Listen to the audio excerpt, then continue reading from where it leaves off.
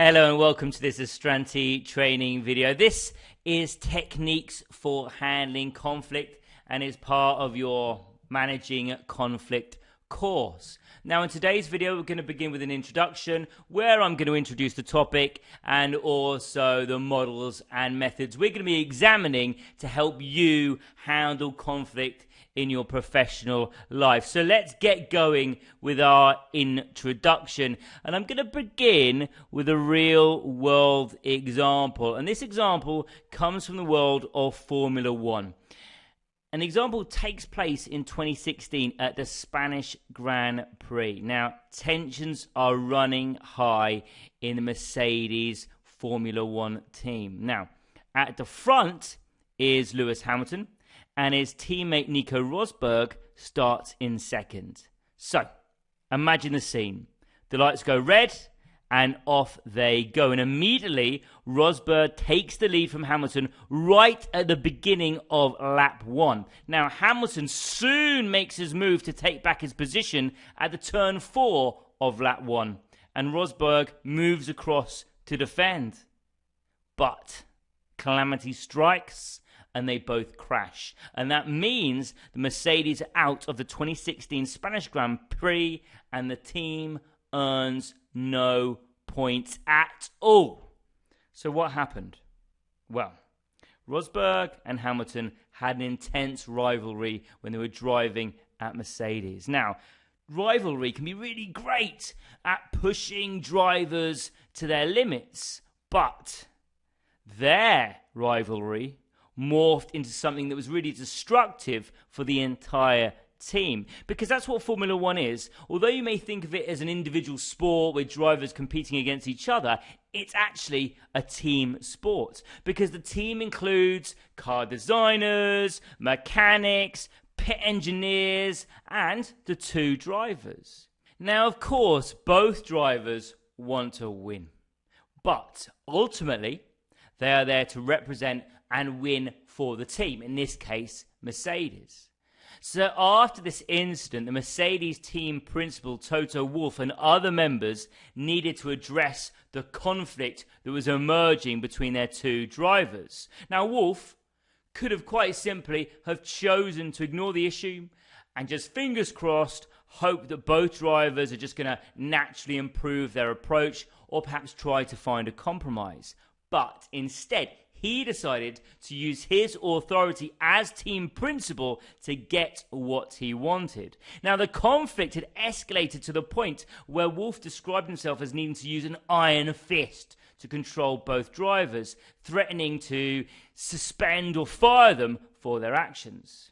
Now, Wolff would have made it clear that he still wanted both drivers for their skill and respected their right to race each other, but only as long as it didn't affect the team's performance.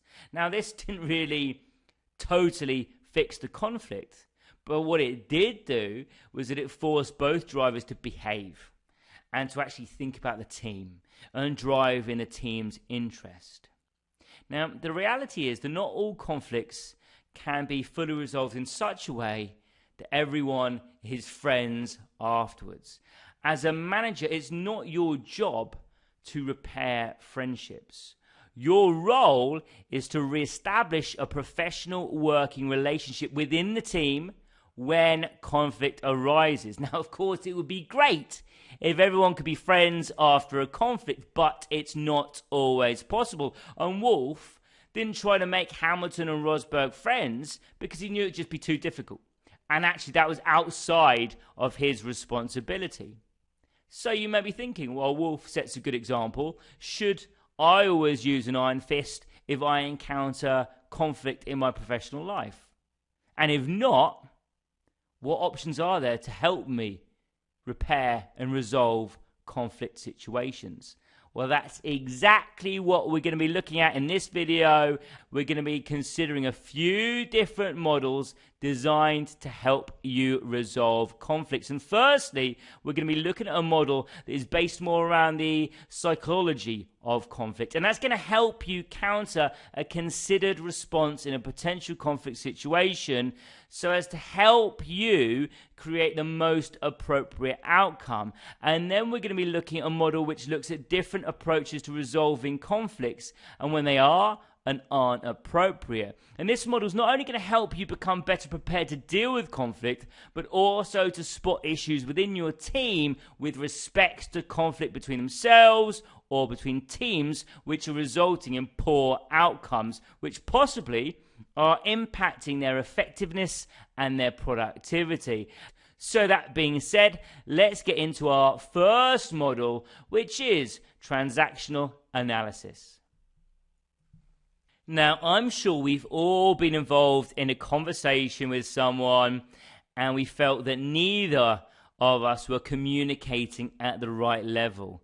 And maybe you've asked someone to help you with a task, but instead of helping you and instead of replying sensibly, they just respond with, I've told you 100 times already how to do this, you're just going to have to do it by yourself. Or perhaps you've had to reprimand an employee, and instead of them just accepting your conclusion and improving their performance, they've instead become argumentative and angry and saying that actually it was you that was in the wrong, they did nothing wrong.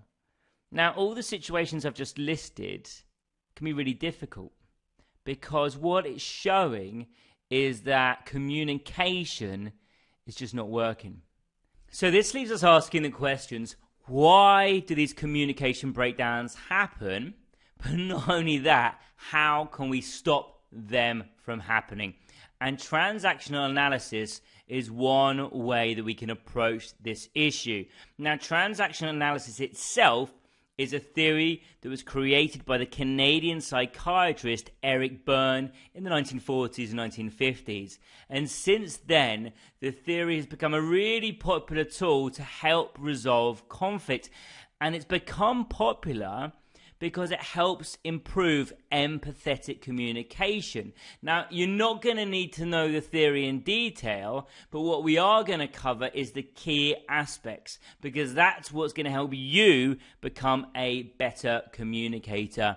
And we're first going to look at the 3 ego states, because Berne stated that in all of our communication with others, we take one of these 3 ego states or personas, and they are parent, adult, or child. Now, I know it sounds a bit abstract at the moment, but do not worry. We're going to go into each of these, in a bit more detail. And firstly, we're going to look at the parent state. Now, this ego state occurs when you take on a position of authority that's really similar to a parent or perhaps a school teacher. And you can see on screen we've got nurturing and critical. And that's because this parent state can take 2 aspects, the nurturing and the critical aspect. Now, just to give you a demonstration of what we mean when we say this, let's imagine a child has just tripped over.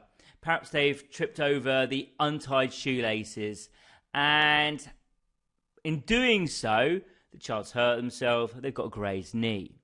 Now, one aspect, the nurturing aspect, would use parental authority in a caring way. So you may imagine a mother saying, it's okay, don't worry, I'll put a plaster on your knee.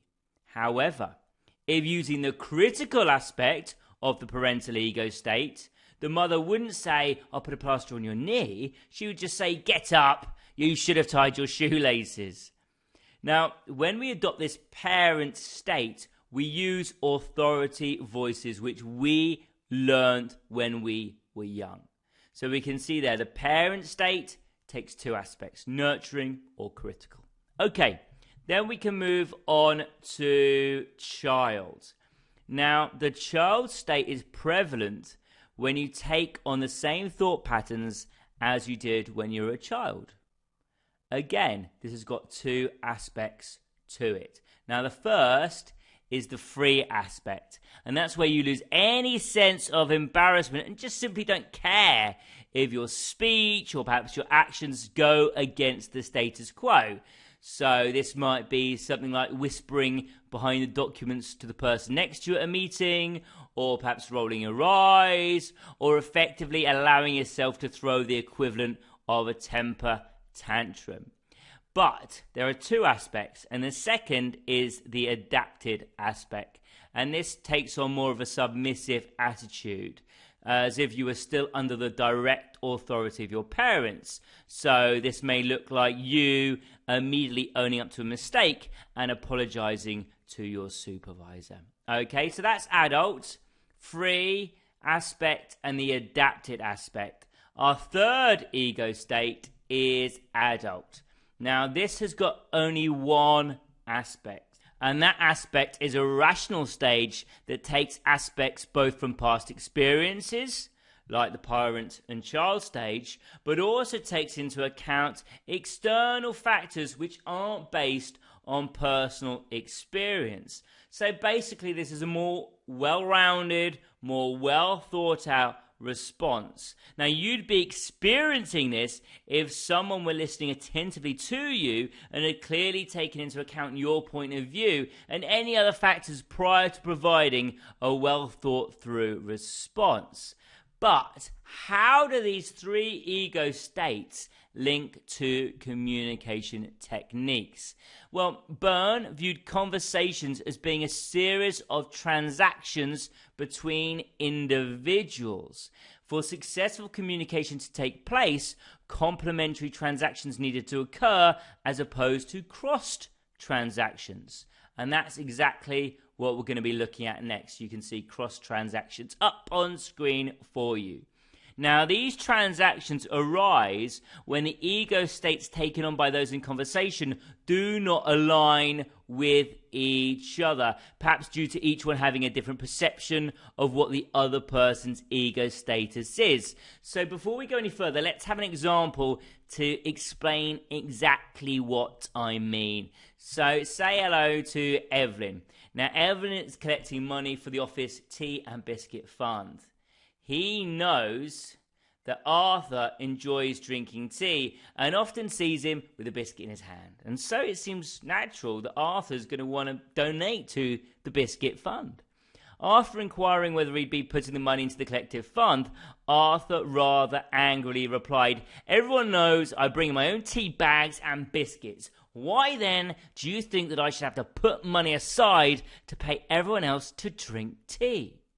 Now, in this situation, Evelyn addressed Arthur as an adult, a rational adult, and expected Arthur to reply in the same way, but instead, Arthur took on the critical parent ego state since he addressed Evelyn as if he were a naughty child. So let's visualize this crossed transaction. And we can see here we've got Evelyn on the left-hand side addressing Arthur as if he were an adult, but Arthur has responded in the critical parent line as though Evelyn is a child. Now, because the transactions are crossed, this is cross transactions after all, you can actually see they cross in our diagram, then we've got a poor communication state. Okay, so that's cross transactions. I mentioned there is another type of transaction, and that's complementary transactions. And these occur when the lines of communication do not cross and where there is a reciprocal relationship between the two ego states. So, just to show you exactly what we mean, let's go back to Evelyn and Arthur. Now, Evelyn was taken aback by Arthur's reply. He hadn't expected Arthur to have quite such a strong reaction to the biscuit fund. And in this instance, Evelyn changed its ego state from adult to child and responded by saying, "I'm terribly sorry. I should have known that you brought in your own tea. I won't ask you again," much as if you were apologizing to a parent or a teacher at school. And in this story, Arthur nodded his head approvingly and the good communication was restored. So let's bring up the diagrams again, and we can see that the lines of communication aren't crossing. They're both going the same way. Evelyn as a child to a parent and Arthur as the parent to a child, as we saw in our crossed transactions section. We can see the lines are running parallel and Evelyn and Arthur are communicating in a complementary manner. However, this wasn't Evelyn's only option. And instead of adopting the child ego state, he could have instead adopted the parent ego state. So he could have said to Arthur, "You shouldn't be so rude. I was simply asking if you'd like to donate to the fund. No one was forcing you to give any money." So let's bring up the diagrams again. And we can still see here that we've got a cross transaction because they're both addressing each other from a parent to a child's perspective. Okay? So they are the parents. They are viewing the other as the child. And we've got a cross transaction. But luckily for us, or luckily for our story, in this situation, Arthur realised he'd been really rude. And he felt rather guilty about how he had spoken to Evelyn. So he apologised and said, "Look, I shouldn't have reacted that way." And what we can see here is Arthur has shifted from the parent ego to the adapted child ego state. So now let's see how that looks in our diagram. We can see that Arthur has changed to being the child, talking to the parent in the apology, and Evelyn has kept up being the parent from the previous diagram that we saw. And again, we can see this change in ego state by Arthur has led to the transactions becoming complementary again. So there we go. That is our ego states. Let's zoom out to see the types of transactions there. Cross transactions and complementary transactions. So